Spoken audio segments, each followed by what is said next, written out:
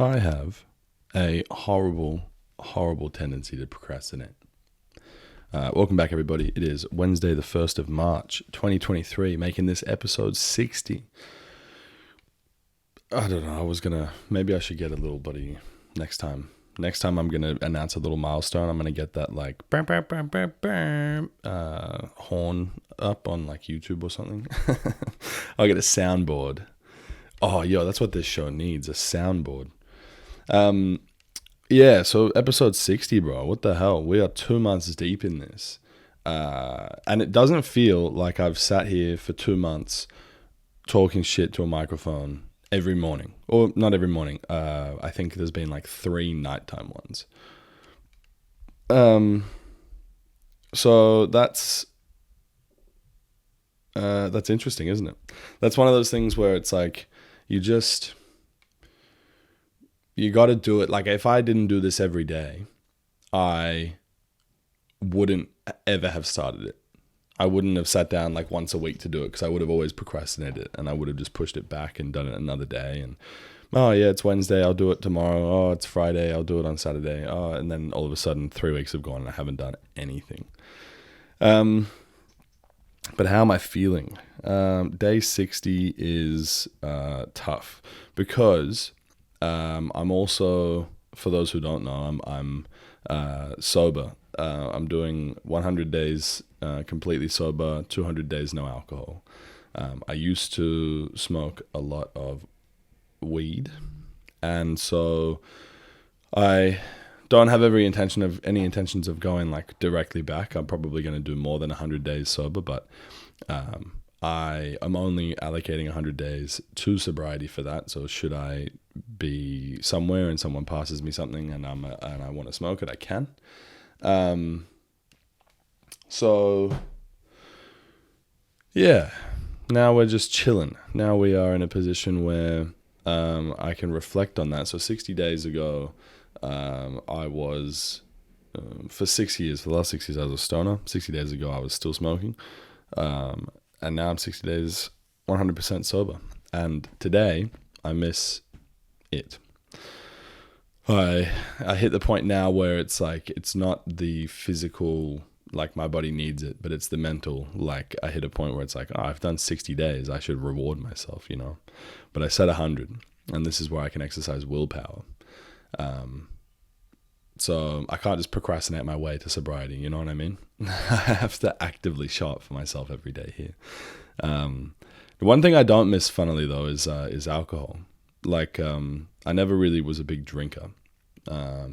So I don't really care if I can't have beers. There's also like really good non-alcoholic beers and alcohols now. So like last week I went and when we went for dinner at this place called 1-800 Lasagna, I had a couple of non-alcoholic beers there.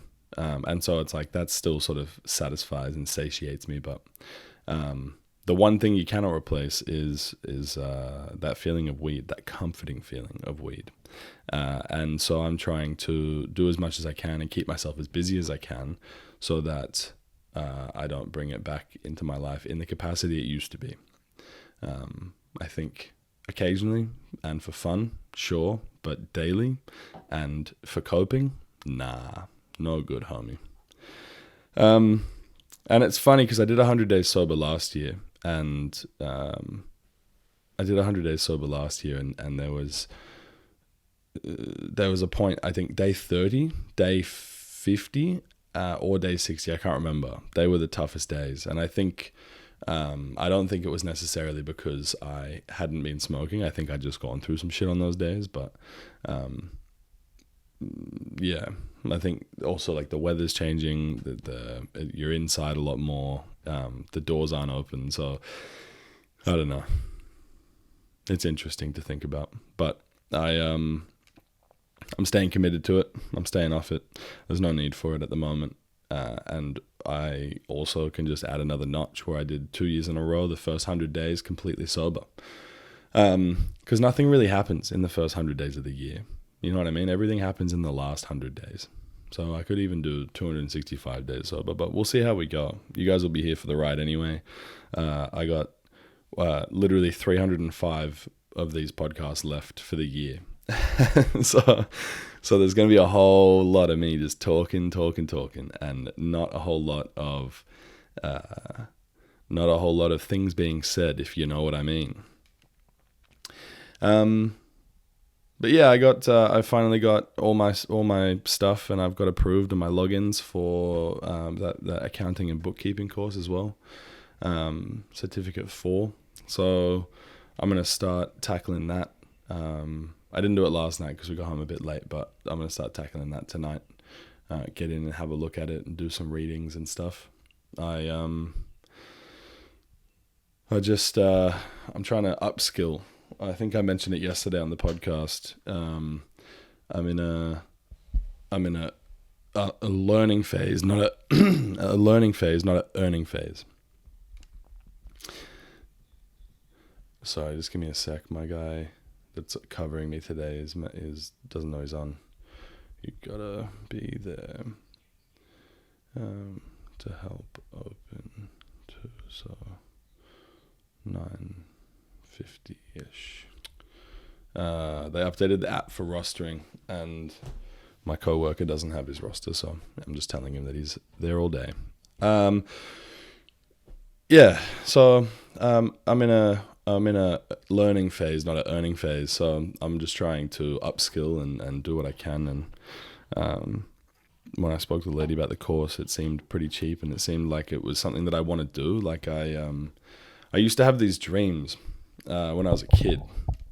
I had the same dream like 4 times, and I guess it's stuck in my head enough. But I just had this dream of exiting an elevator onto like a really high up floor on a building. I couldn't tell you whether it was the top floor or not, but it was high up in the building. And you walk through like this lobby-esque thing.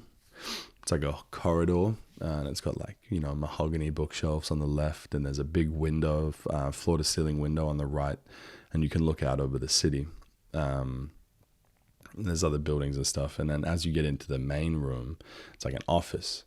There's a big, like burgundy colored desk, like a big sort of like, that like deep red wood, with the little leather square on the top, and it's like a laptop on it. I actually, at the time I had the dream, I may be adding a laptop now because I don't think I knew about computers, but or like I didn't have access to them. Anyway, there's one of those desks, and there's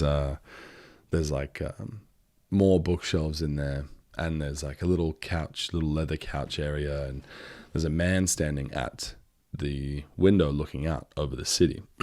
He's got like longish hair.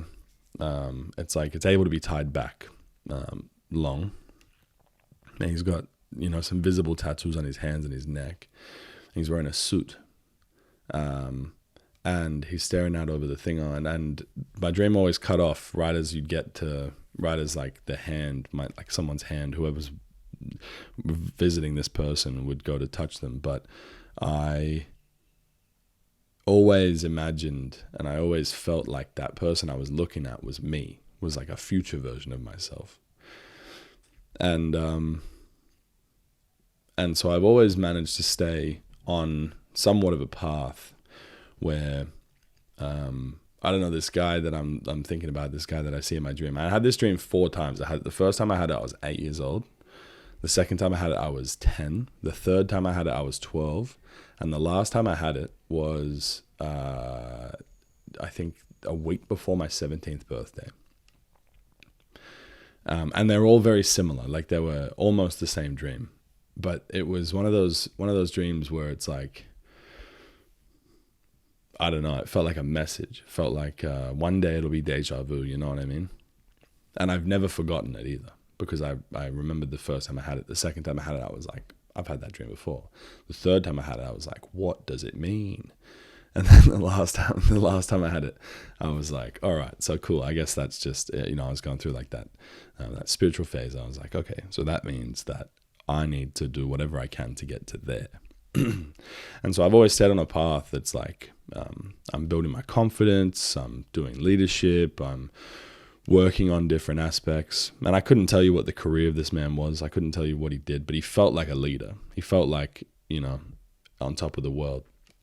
And coming from a home where, mum relied on government support and donations, and, was a single mum working like a good career-driven job, but she had 2 kids and also a pot addiction. You know what I mean? We didn't go without. We always had the bare minimum, and we had a little bit above the bare minimum. But like I remember going to a birthday party once, and this kid was getting he had all these presents. He had probably 50, 40, 30. His whole class was there, so it would have been like 30, maybe 40 people there. Let's say 50 if you include all the parents. And this kid had super soakers and fucking all these sorts of toys. I don't think Nerf guns existed at this point, but all these toys and things. Oh, I remember the Robo Sapien. He had a Robo Sapien given to him by another classmate. And I was like, bro, I couldn't even I couldn't even remember what we took. I think we took like coloring books or something. We had fucking no money to do anything with. And there's like that weird shame of like, I got him the worst present, and he got so many good presents, but the worst present I could have got him was the best present I could have got him, if that makes sense. You know what I mean? He received the worst present because he perceived it to be the worst present based on everything else he got, but it was like all that we could get. I can't remember exactly what it was. It might have been something else, but still, the premise is still there. And so I remember I hated that feeling. And I also knew that money didn't grow on trees. And I grew up knowing that money was not everything, but it was something, and it mattered. And so I remember my 11th birthday, I had a few people, we only got to, my sister and I got alternating years where we got to have birthday parties. And it was my 11th birthday. I got to have a birthday party. And everyone was rocking up. Everyone was asking me like, oh, what do you want me to bring? What do you want me to bring? And I said, nothing. I don't want anything for my birthday. And I remember all the adults were like, what the fuck sort of 12-year-old wants nothing for his birthday? And I could have asked for shit. I could have had presents given to me. I could have had anything I wanted, right? But I didn't want anybody to feel how I felt when I went to that party and I saw those kids' presents. And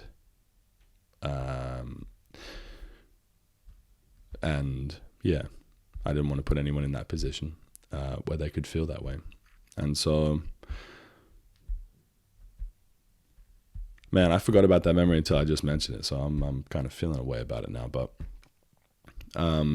that is going to be the end of the podcast.